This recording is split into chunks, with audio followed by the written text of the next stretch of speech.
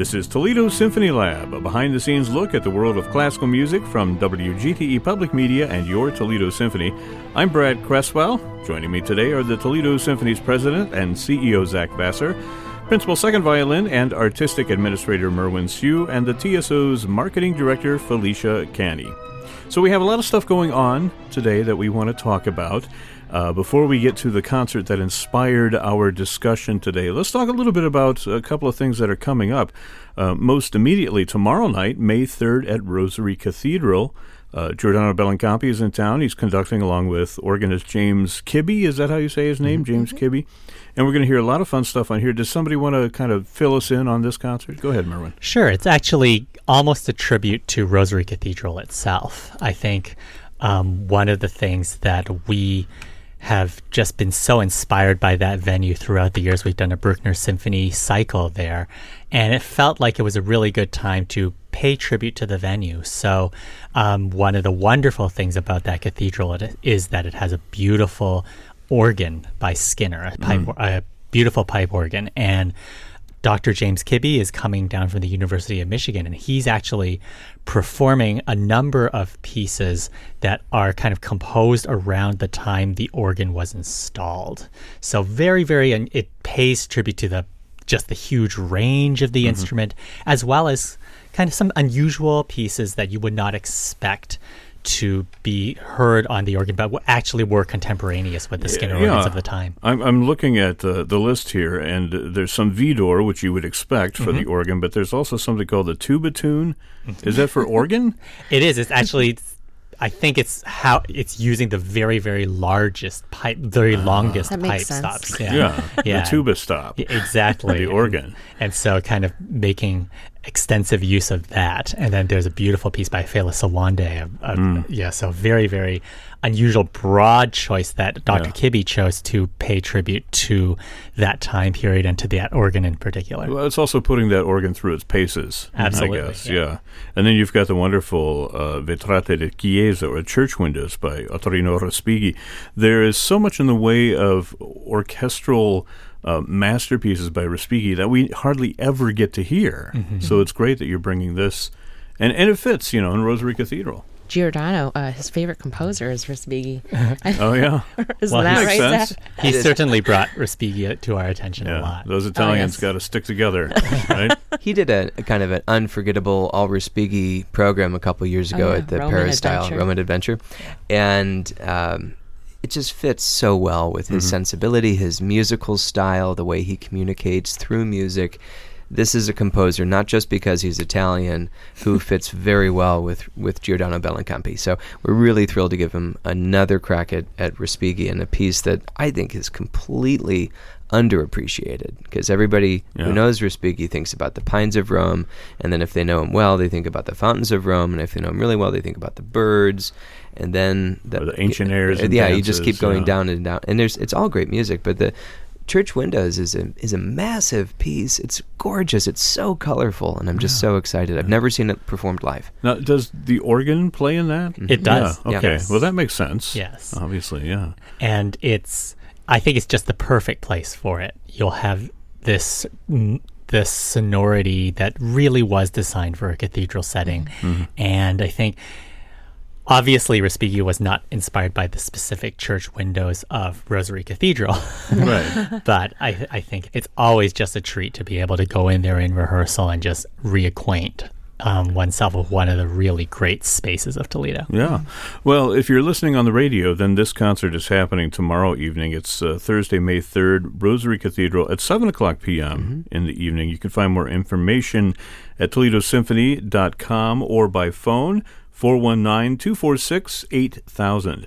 And Zach, you were telling me that you're starting a little bit early at 7 o'clock, and there's a very special reason for that.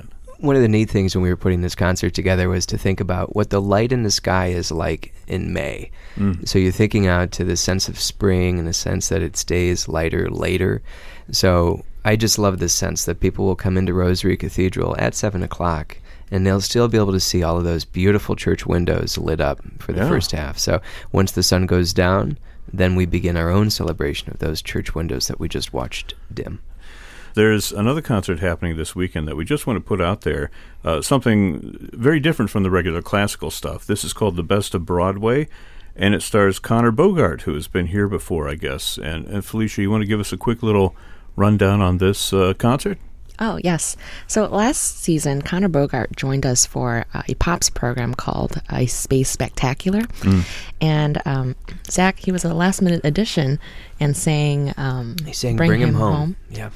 And just blew the crowd away and filled the entire Stranahan with his big voice. So back by popular demand, we brought him back again this season to do all the best from Broadway, Phantom, Les Mis, Sweeney Todd. Yeah. And so pressure's on after he made that big impression. Oh, yeah. It's going to be a great evening. And he did make a big impression. I remember after the concert, one of our wonderful patrons, Fred Harrington, quite a bit taller than I am, as our most, came up and he grabbed me by the shoulders and he said, "Who is that singer?" And I said, "His name is Connor Bogart." And he said, "You got to bring him back." So we did. Great. So there you go, Fred Harrington. Yeah, thank you, Fred. So that's Saturday night. What time's the concert? 8 p.m. 8 p.m. at the Stranahan Theater, right? Yes. And Carl Topolo conducting. Yes. The Cleveland Pops conductor. They're both Cleveland natives. Yeah. Oh, wow. Okay, good. Well, now we have come to the subject du jour, and we're going to be talking about at least half of a concert that's coming up. This is going to be a week from this weekend, May 11th and 12th. And it also features Giordano Bellincampi at the podium, and it features our own Merwin Siu, who's right here with us now, performing on the violin, and it's music of Bernstein and Mahler primarily. So this week we're going to talk about Leonard Bernstein and the piece that Merwin is going to play. And next week we'll talk about Mahler and the Symphony number 1, the Titan Symphony, which is also on there. But let's talk about Bernstein and the Serenade. Tell us what you're going to play, Merwin. Well, I'll be playing the violin. It has 4 strings, a bridge and a bow. And what? I hit the wrong button. You did not say anything bad. Okay. That's Merwin playing the violin. You just got beeped for no reason. I know. I feel like I should have thrown in a couple swear words for kicks. Okay, we can cut those in later. Leonard Bernstein's Serenade is a wonderful piece of music for violin and strings, harp, and percussion. And it was actually commissioned by Serge Koussevitzky's foundation. And it's just a stunning piece of music. It's a really interesting formal choice, I think. It's called a serenade. And if you have a very loose understanding of the serenade, you might think, oh, it's something that you sing with a guitar outside somebody's window in the evening. And there's a little bit of that. There's very much a love component to this piece. But if you're a little bit more familiar with some of the musical forms, a serenade is actually kind of a multi-movement, evening-long divertimento sort of piece. And that actually ties in with Bernstein's literary inspiration. It's titled after Plato's Symposium, which sounds incredibly academic, but it really isn't. Right? Yeah, it really isn't. Yeah, because Symposium is like a rip-roaring good time. It's a hangover. It's a recovery from a late night of drinking. They were all hammered from the night before, so they decided they're going to take it easy and not drink a lot, so they would have a philosophical discussion on love. So the more you philosophize, the more you drink, and the more you drink, the more you philosophize. There's a song there somewhere. A serenade, perhaps. Yeah. Well, Zach, you sound like you're all prepped for the quiz that I have this morning.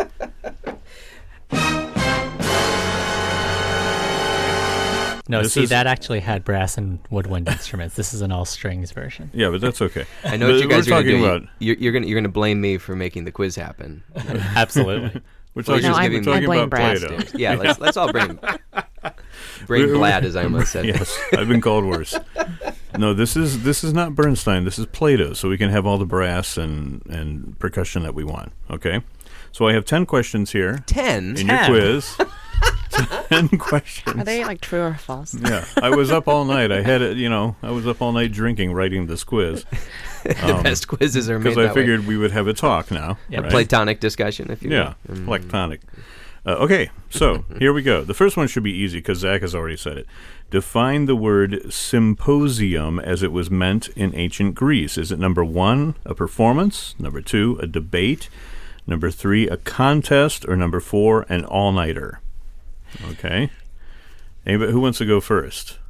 It's actually kind of a combination of 3 and 4, frankly. Kind of, sort of. It's definitely a drinking party. Yeah. It was something where you would be serving wine, and the wine was an important part of it because it was supposed to liberate your thinking. You were going to be able to say something either wittier or more controversial than you would if you were not under the influence of wine. That being said, those speeches often tended to be competitive in nature. So it is kind of a combination of 3 and 4. Merwin has done his homework. Okay, one for Merwin. Here's question number 2. Which of these persons was not depicted in Plato's Symposium? Is it Aristotle? Is it Socrates? Or is it Aristophanes? Or is it Alcibiades? Which one of those was not depicted in Symposium? Aristotle. You are correct. Great job. Hooray! There's one for Felicia. What was your thinking behind that? Oh, some late night studying. Yeah. Excellent. So you guys were making the quiz at late night, and you were studying for it late night. Were we all up all night? Is that what we're saying here? No, I got a good night's sleep. Okay, I so our bedrooms. We're incredibly jealous. the people who were at the party had to give a speech, and they gave a speech in honor of, was it Aphrodite, was it Cupid, was it Bacchus, or was it Eros? Who did they give Felicia? Eros. That's right. We all just raised our hand. We were incredibly polite, right? 2 for Felicia. Well, raising your hand is okay, unless you just, want to spit it out. That's fine. Who is the host of the party? Is it Aristophanes, Phaedrus, Agathon, or Pythagoras? Merwin. I can turn this You one. defer. I don't know. I just was raising my hand. Agathon. Agathon is the host. Yay! I'm getting tired of that crowd cheer. Yay! That sounds less that's happy. okay. Well, Yeah. this is after the second bottle of wine is open. So. Right. Okay. So each guest gave a speech in praise of something or someone. So, which in Latin, what do you call one of those speeches? Is it called an oratorio? Is it called an encomium? Is it called a disputandum? Or is it called a laudatum? Which of those I can is take a this speech if- in praise of something? It's Merwin? an encomium. That's right, an encomium. And yeah, That's what I was going to guess. encomium. These are hard to say. Encomium. Especially after a lot of wine. Yeah. When it is Aristophanes' turn to speak, he has to skip his turn because, number 1, he's in the bathroom. Number 2, he's fallen asleep. Number 3, he has the hiccups. Number 4, he is moved to tears by Pausanias' speech and he can't talk. I thought he was interrupted. Well, when it's his first turn to speak, he's unable to do so because... So I want to say he fell asleep in the bathroom combining 1 and 2, but I know that's not true. I'm going to go with the last, that he is overcome by emotion. Nope. I got to pull out the I thought he buzzer. was interrupted. It by, is like, actually the sound. hiccups. It is the hiccups. By is the- hiccups. He was interrupted by hiccups. There is You're actually right. it's a little disputed about how literal Leonard Bernstein was, but there is a hiccups kind of moment at the beginning of the third movement, which could be a reference to this. Yeah. You could sound like hiccups. It could sound like a bunch of other things. It Can you sounded do like us a a bunch of favor? kids playing. Yeah. Do us a favor and just throw in a couple hiccups yourself at that point. Can you sing I'll it? do my very best. so you sing that people for can me? watch that. Actually, it's in the percussion. I can't. Oh, it's the xylophone. Was that the xylophone part? But you don't have to Yeah. use your mouth. You could just sort of hick along with it. I didn't bring my kazoo. Believe me, those kazoos are going to make a reappearance before this season is out. I can't wait. Question number 7. We still have 3 questions to go. Ready? I like this one. Aristophanes does eventually speak, though, and he explains love as 2 halves who are seeking a whole. And the reason for this is, number 1, people spend their lives trying to reconnect with lovers from their past lives. Number 2, people originally had double bodies, that is 4 legs, 2 heads, 4 arms, but Zeus chopped them in half. Number 3, love is a spirit which exists halfway between gods and men, so humans can never be fulfilled by each other alone.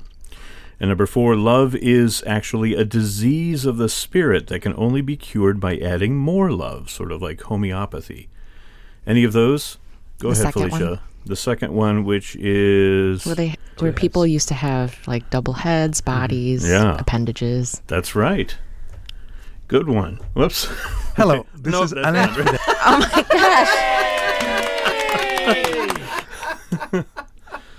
gosh. Elaine Trudeau make a guest appearance. Take that toy away from you, Cresswell. Yeah, I know. Well, my eyes are not as good at this time, at any time, basically.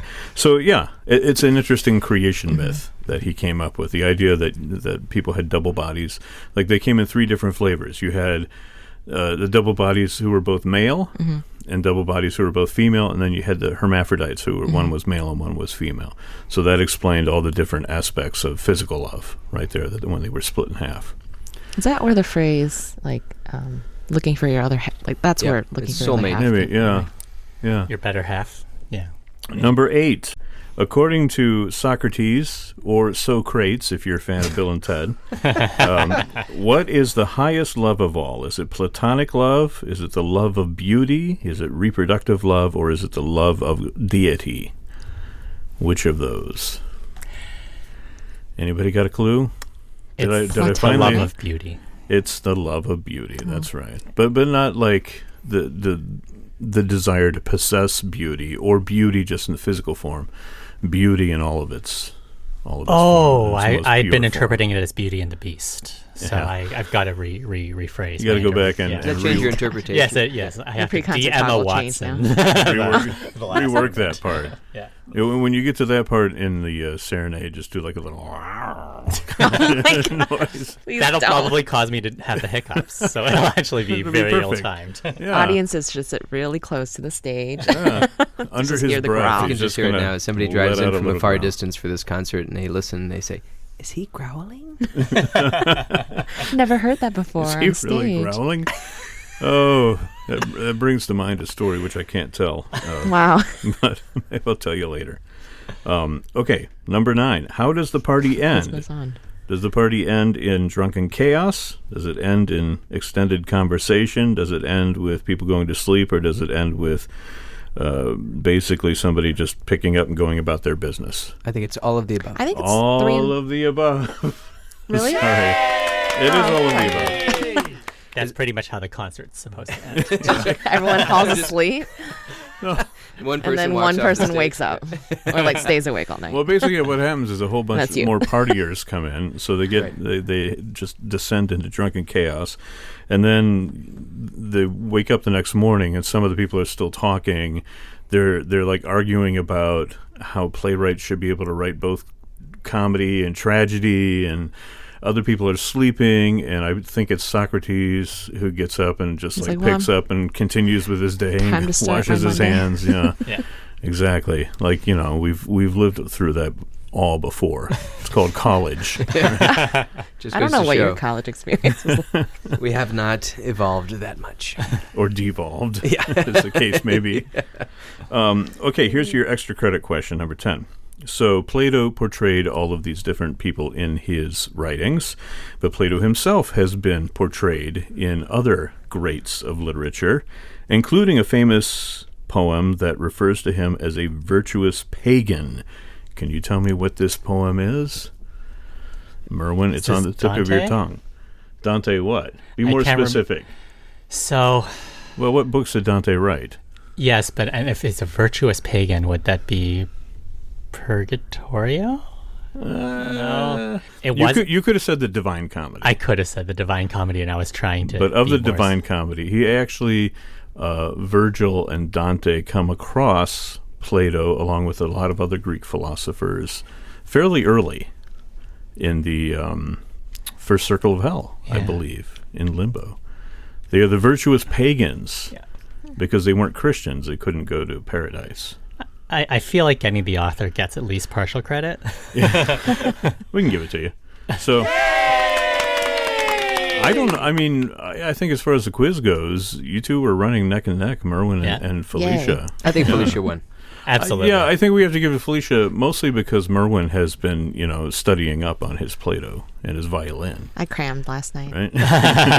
Good job. And I came completely unprepared because I prepared for a different quiz. I prepared for a quiz about Play-Doh. Oh yeah, you were misleading, Brad. Yes, you were. Yes. So I'll ask you this: what we know as Play-Doh, Play-DOH.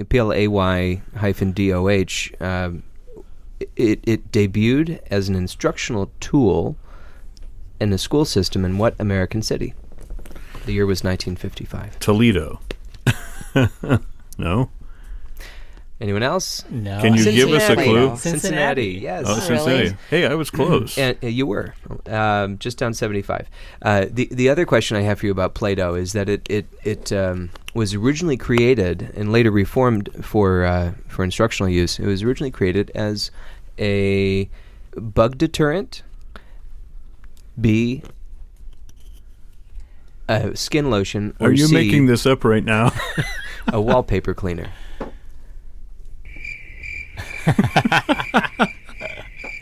You're going to go for bug deterrent. Yeah, bug deterrent.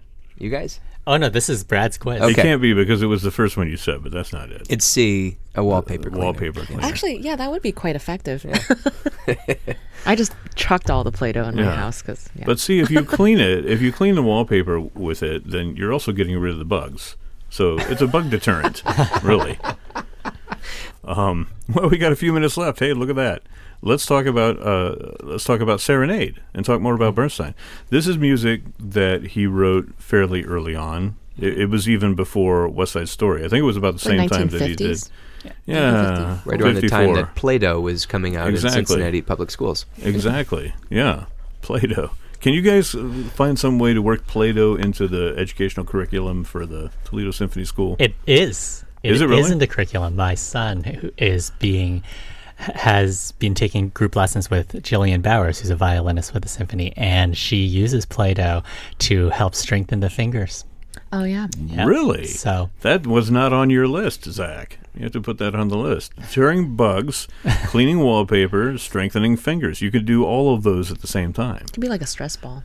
Everyone should have Play-Doh at work. I think we're all pretty stressed right now. Too many quizzes. We should we should make a bust of Plato out of Play-Doh. Right? I feel like Andy Warhol must have done that at some point, right? Am I? Yeah. Anyway, back to Bernstein. So 1954, same year that he did On the Waterfront, I believe. Yeah. He was composing Candide around the same time. Yeah, that's right. Listening to some of that music, it's interesting that it was written during the time of Candide. Mm-hmm. But I hear, and tell me if you hear this as well, little bits and pieces of West Side Story in there. There's a lot of that, and even though it was a few years out. Well, the music that he had written for Candide, some of the rejects became West Side Story. So this is all from the same mental time. If you go that direction, Some of the intervals were very like West Side Story. I was listening to it this morning again, and I think I heard like a couple notes, and I immediately thought of "There's a Place for Us." Right. Is that Yeah. It's just so incredibly lyrical. And I think that every one of the speakers, when Bernstein's capturing the speakers, they each have a different tempo, they have a different feel to them, but they are all incredibly more eloquent than I'm assuming that we would be having had many, many glasses of wine and trying to speak on a subject impromptu. They're just incredibly lyrical and eloquent, and I think that the music captures that. There's always this incredible flow that's really a great challenge for the violinist to try to, the first phrase is something like is 41 beats long, and you're just trying to not let that phrase die. It's funny you mention that, though, because I'm thinking back to Plato's Republic, and as part of the idealized Republic, he wanted us all to get rid of lyricism and lyrical poetry and focus on the real stuff. So what we're celebrating in this piece, which celebrates Plato, wouldn't have existed in a Plato paradise. Yeah. But I think he was talking about governance, and governance is not necessarily a place of lyricism. But but it was something that he considered an incredibly important part of education himself was music. This is a really interesting opportunity because the four of us have sat together for this entire season talking about music, but this is a rare opportunity where one of us happens to be the soloist in the upcoming concerts. We've interviewed a lot of soloists and conductors on this program, but Merwin, when we first talked about doing the Symposium and we agreed that you would be the soloist, what was going through your mind?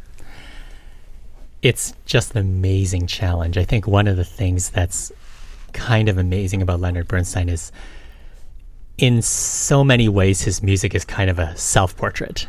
I mean, he is a man of such vastness. He's a great educator. He's so clever. He was passionate. He was humorous. He was able to combine the popular world and the classical world. And there's this need to somehow be a philosopher and an actor at the same time. And of course, Bernstein just oozes charisma. And I think there's that element in the music is like the soloist needs to somehow be able to dip a toe into each one of those things. And I think I actually named 10 things, so that's just enough toes.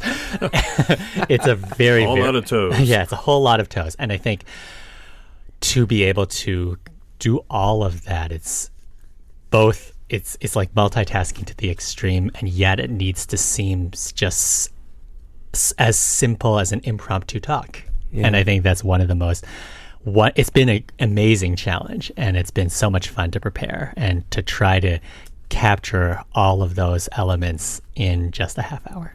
Are you doing the pre-concert lecture? Oh, no, I'm passing that off. I was going to say that would be a little pressure's on, to come out and he's passing it off to less capable hands.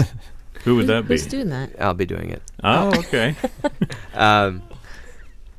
Is there anything in your preparation, though, this would be good to know for the pre-concert lecture, that surprised you?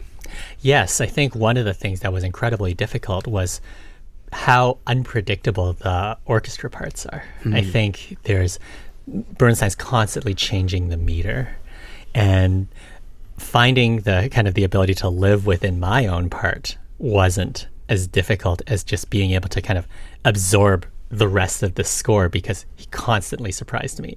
It's like, oh, I know where this phrase is. Oh, no, I totally didn't. Oh, that would have made me late. Whoops, that's not good. So I think the unpredictable, it was almost mercurial how just on a dime he would shift, and it's a great score. I mean, the orchestra parts are wonderful parts. Yeah. Well, that brings our time to a close for today, and we want to let you know that concert is happening a week from this weekend. It's May 11th and 12th at 8 o'clock p.m. at the Berstein, the Toledo Museum of Art. Giordano Bellincampi at the podium, Merwin Siu performing on violin. More information at toledosymphony.com or 419-246-8000. Toledo Symphony Lab is generously underwritten by a gift from the estate of Barbara Garwood and is a production of WGTE Public Media in collaboration with our sponsor, the Toledo Symphony. You can download episodes of this program as a podcast by going to our website at wgte.org/lab or subscribing on Apple Podcasts or Google Play. We want to hear from you. Give us a call. Leave your comments or questions at 419-418-0012. We may use your voice in a future episode. Again, that number is 419-418-0012. And remember, you can check out all the upcoming events at the Symphony by visiting their website at toledosymphony.com and their various social media outlets on Facebook, Instagram, and Twitter. My thanks to Zach Vassar, Merwin Siu, and Felicia Canny. I'm Brad Cresswell, and this has been Toledo Symphony Lab on FM 91.